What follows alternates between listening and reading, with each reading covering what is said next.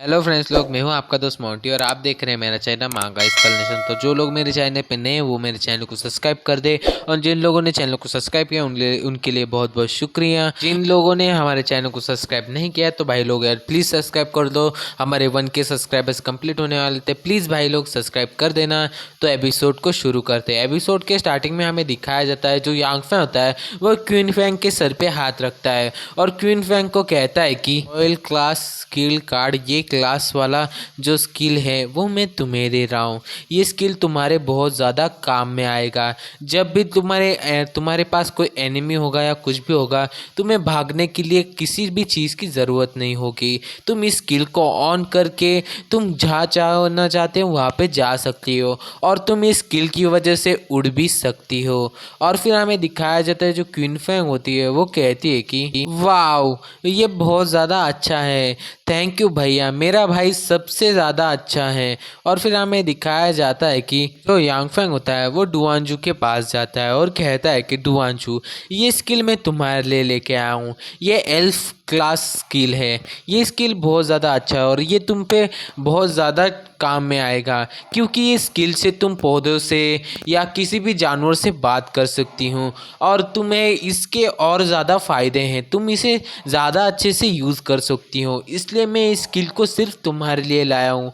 और फिर हमें दिखाया जाता है कि जो डुआनजू होती है वो कहती है कि thank you so much Yang Fang, तुमने ये स्किल मुझे दिया, इसके लिए बहुत बहुत शुक्रिया। आगे की जो बैटल होगी उसमें मैं इस स्किल का यूज़ करके तुम्हारी बहुत ज़्यादा मदद करूँगी। और फिर हमें दिखाया जाता है कि जो किंगजू होती है वो अपने स्किल को अपने ऊपर लगा लेती है, और जो डुआनजू होती है वो भी अपने स्किल को अपने ऊपर लगा लेती है। और फिर हमें दिखाया जाता है जो डुआनजू होती है वो उस पेड़ के पास जाती है, और फिर हमें दिखाया जाता है जो पेड़ होता है वो डुआनजू से बातें करने लगता है। वो पेड़ डुआनजू से कहता है कि जब मैं बहुत ज़्यादा परेशान था और मैं अपने आप को कंट्रोल नहीं कर पा रहा था, मुझे अपने आप को कंट्रोल करने में बहुत ज़्यादा परेशानी हो रही थी। मैं किसी भी अपने आसपास किसी भी लोगों को जो हिल रहे हैं, डुल रहे हैं, इन सभी चीज़ों को मारने के लिए बढ़ रहा था। मैं अपने आप को कंट्रोल करने की कोशिश कर रहा था पर ये हो नहीं पा रहा था। पर जब मैं अपने होश में आया तब मुझे मालूम चला कि जो नया गांव प्रमुख हैं वो अपने जो मेरे ऊपर कंट्रोल करने वाला ऐसा कुछ अफवाह को फैलाकर अपने आप को इन सब का बॉस बना लिया और उन सबको अपने उंगलियों पे नचाने लगा। ये और बाकी के सभी लोग भी मुझ पे कंट्रोल करने की कोशिश करने लगे। इन बातों से मुझे बहुत ज़्यादा गुस्सा आने लगा। और फिर जो पेड़ होता है वो कहता है कि इन सभी बातों को छोड़ दो, पर तुम्हारा जो दोस्त है वो बहुत ज़्यादा अच्छा है, उसने मुझे मदद की अपने सेंसेस में आने की और मुझे लोगों को अटैक करने से रोकने की। वो बहुत ज़्यादा अच्छा है और उसे मुझसे चोट भी नहीं लगी। और फिर जो पेड़ होता है वो कहता है कि मैं तुम्हें कुछ देना चाहता हूँ, तुम इस चीज़ को अपने साथ रखो और ये आपको हर एक चीज़ में मदद करेगा, ये तुम्हारे साथ ही रहेगा और तुम्हें हर एक मतलब जो भी मदद चाहिए ये तुम्हें आगे जाके करेगा, इसे तुम अपने साथ ले जाओ। और फिर हमें दिखाया जाता है जो पेड़ होता है उसके अंदर से कुछ ग्रीन कलर का बाहर निकलता है। फिर हमें दिखाया जाता है कि जो ग्रीन कलर का निकला था वो एक अजीब सी शेप लेने लगता है, और फिर हमें दिखाया जाता है कि वो एक क्यूट सा एक ट्री का एक छोटा बच्चा लग रहा होता है। और फिर हमें उसका नाम और उसका लेवल के बारे में पता चलता है कि level 3 mutant pagoda tree sapling. और फिर हमें दिखाया जाता है जो पेड़ होता है वो डुआनजू से कहता है कि यहाँ पे पड़ी हुई जो म्यूटेंट शाखाएं हैं तुम इन्हें यूज़ कर सकती हो, इनसे तुम बहुत सारे अच्छे वेपन्स बना सकती हो। ये शाखाएं बहुत ज़्यादा मजबूत है, इनसे तुम लोग बहुत ज़्यादा अच्छे वेपन्स बना सकते हो। और फिर हमें दिखाया जाता है जो डुआनजू होती है वो कहती है कि ठीक है, हम इसे यूज़ करेंगे, थैंक यू सेक्रेटरी। और फिर हमें दिखाया जाता है जो जो किंगजी होती है वो डुआनजू से कहती है कि डुआनजू दीदी, तुम बहुत ज़्यादा कमाल की हो, तुमने उस सेक्रेटरी से बात की, तुम बहुत ज़्यादा ऑसम हो।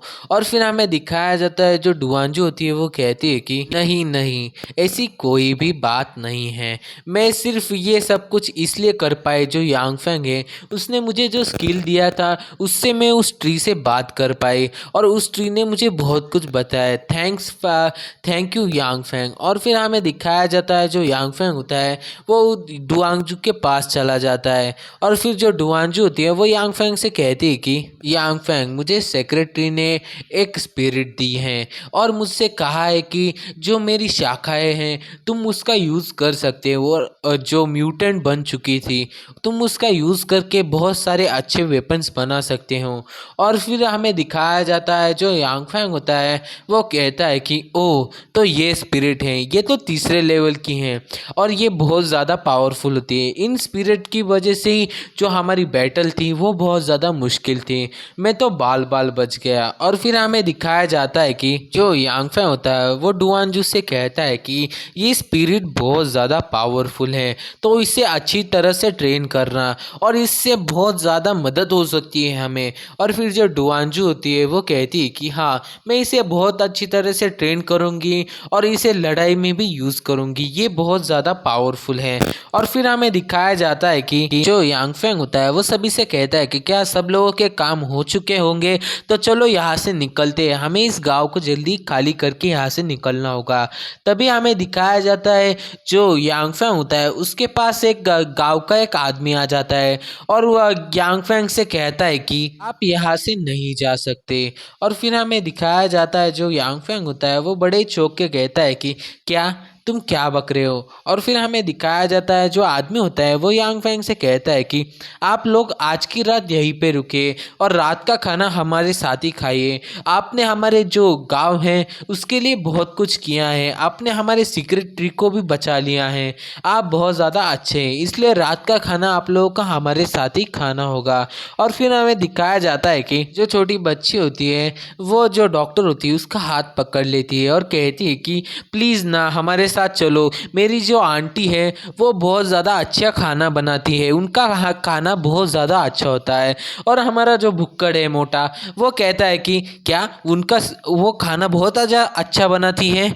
और फिर हमें दिखाया जाता है कि जो सीनन होता है और जो किंगजू होती है वो दोनों यांगफेंग के सामने आ जाते हैं और जो सीनन होता है वो कहता है कि यांगफेंग, आज के दिन हम यही रुकते हैं, इन लोगों ने बड़े ही प्यार से हमारे लिए खाना बनाया, देखो कितना भुक्कड़ है। और फिर हमें दिखाया जाता है जो यांगफेंग की बहन होती है उसके तो मुंह से पानी आ रहा होता है और कहती है कि भाई प्लीज़ यहाँ पे रहते हैं, मुझे भी खाना है। और फिर हमें दिखाया जाता है कि पार्टी चल रही होती है और वो लोग यहीं पे रुक के खाना पीना खाने वाले होते हैं।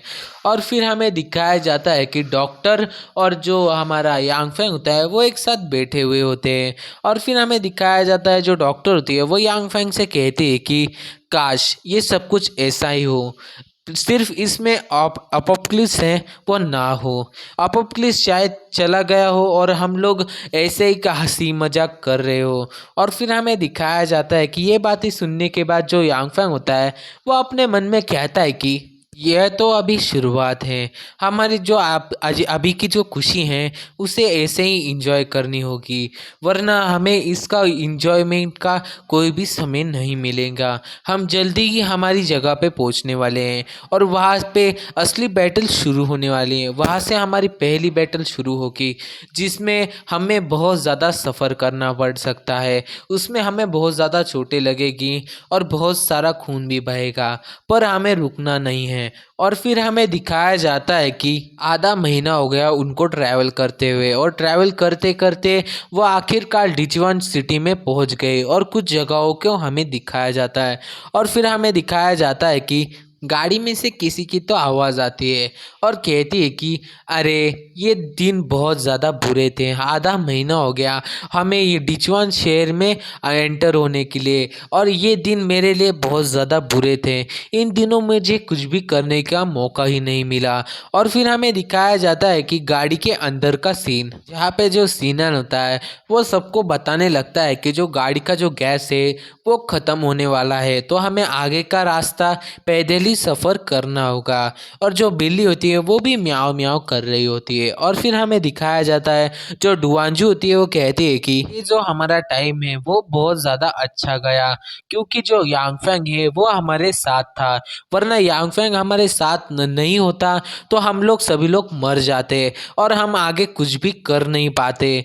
और फिर वो कहती है कि हमें हमारी क्षमता को बढ़ाना होगा, हमें हमारी पावर को बढ़ा के जो यांगफेंग है उस पर बोझ नहीं बनना होगा, हमें भी लड़ाई करनी होगी। और फिर हमें दिखाया जाता है जो यानी होती है वो अपने मन में कहती है कि मॉम डैड मैं घर आ रही हूँ, मैं तुम लोगों को बचा लूँगी। और आधे महीने से मैंने बहुत ज़्यादा ट्रेनिंग की हुई है और मैं बहुत ज़्यादा पावरफुल हो चुकी हूँ, मैं आप लोगों को प्रोटेक्ट कर सकती हूँ।